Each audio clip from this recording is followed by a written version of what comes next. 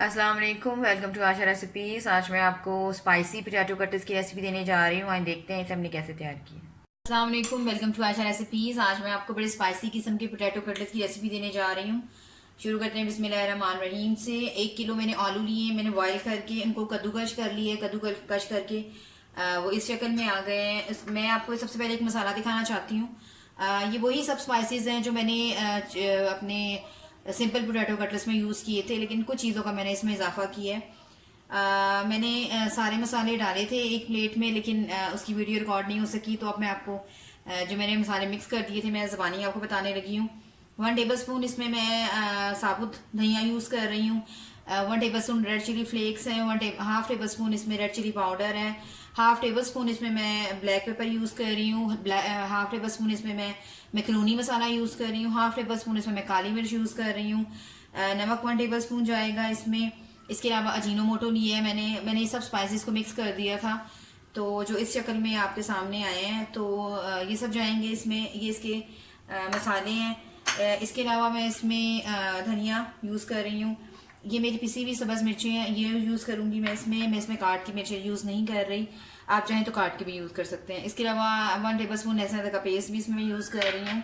और ये 1 table spoon मैंने लिया है अपना ग्रीन चटनी, धनिया, हरी मिर्चें और पुदीना वगैरह डालकर ये मैंने चटनी बनाई थी, ये भी मैं इसमें यूज़ कर रही हूँ। इसका भी एक बड़ा अच्छा सा फ्लेवर इसमें आएगा। तो अब हम अपनी चीज़ें डालते हैं। सबसे पहले जितने पिसे हुए मसाले मैंने आपको बताए हैं ये सब डाल दें। हरी मिर्चों का पेस्ट ये ऑप्शनल है, आप चाहें तो काट के बिल्कुल बारीक बारीक काट सकते हैं। ग्रीन चटनी, लहसुन अदरक का पेस्ट और धनिया।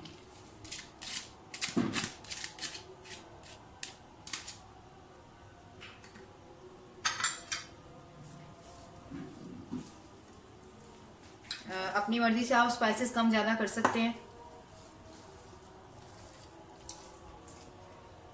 मैं इसको हाथ से मिक्स करूँगी।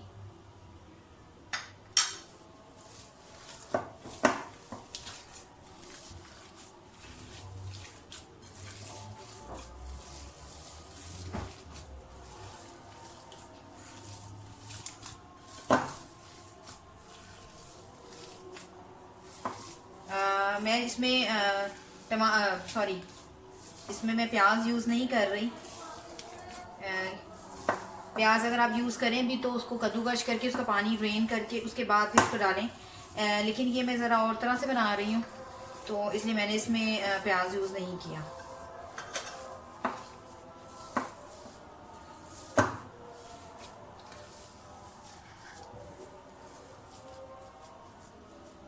तकरीबन 5-7 मिनट के लिए इसको सेट होने के लिए रख दें। उसके बाद हम इसके कटलेट्स बनाते हैं। आलू हमारे सेट हो गए हैं, अब इनकी कटलेट्स बना लें।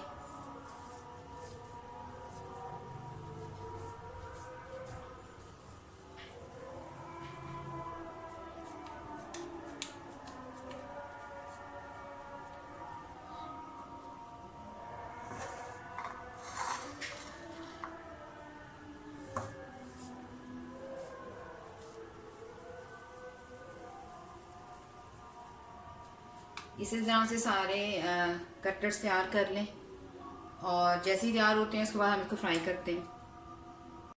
कटलेट्स मैंने तैयार कर लिए, आप देख सकते हैं। और ऑयल भी गर्म हो गया है। मैं इसको बिल्कुल सिंपल सा अंडे की सिर्फ 2 अंडे मैंने फेंटे हैं, और इनको बीट करके इनका बैटर तैयार करके बस उसमें डिप करके मैं फ्राई कर लूँगी।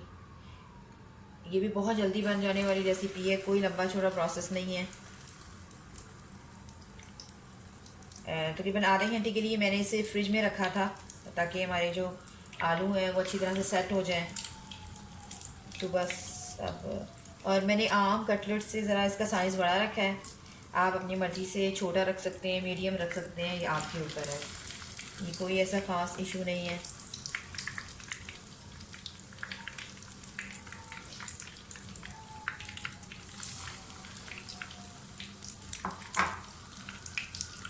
एक साइड से कम 5 मिनट के लिए इसको होने दें।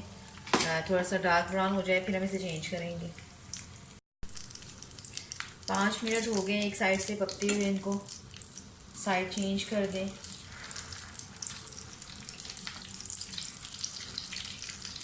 जो मेरे सिंपल पोटैटो कटलेट्स थे उसमें मैंने कॉर्नफ्लावर यूज़ किया था, लेकिन इसमें मैंने ऐसी कोई चीज़ यूज़ नहीं की। इसके बगैर ही जो है बहुत अच्छी शेप आई है और आप देख सकते हैं कि बिल्कुल भी टूटे नहीं हैं हमारे कटलेट्स। फ्रिज में रख के सेट करने का यही मकसद था कि फिर बहुत अच्छी तरह से सेट हो जाते हैं। 5 मिनट के लिए दूसरी साइड पे पकने दें और डालते जाएं।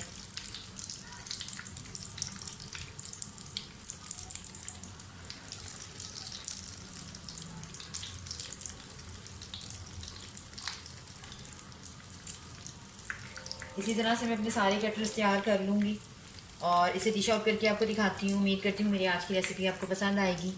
अगर आपको मेरी रेसिपीज़ पसंद आ रही हैं तो प्लीज़ मेरे चैनल आशा रेसिपीज़ को सब्सक्राइब कीजिए, लाइक कीजिए, शेयर कीजिए और सब्सक्राइब करके बेल का बटन ज़रूर दबाइए और प्लीज़ कमेंट्स भी दीजिए ताकि मुझे पता चले आपको मेरी रेसिपीज़ कैसी लग रही हैं। अगली रेसिपी तक के लिए अल्लाह हाफ़िज़।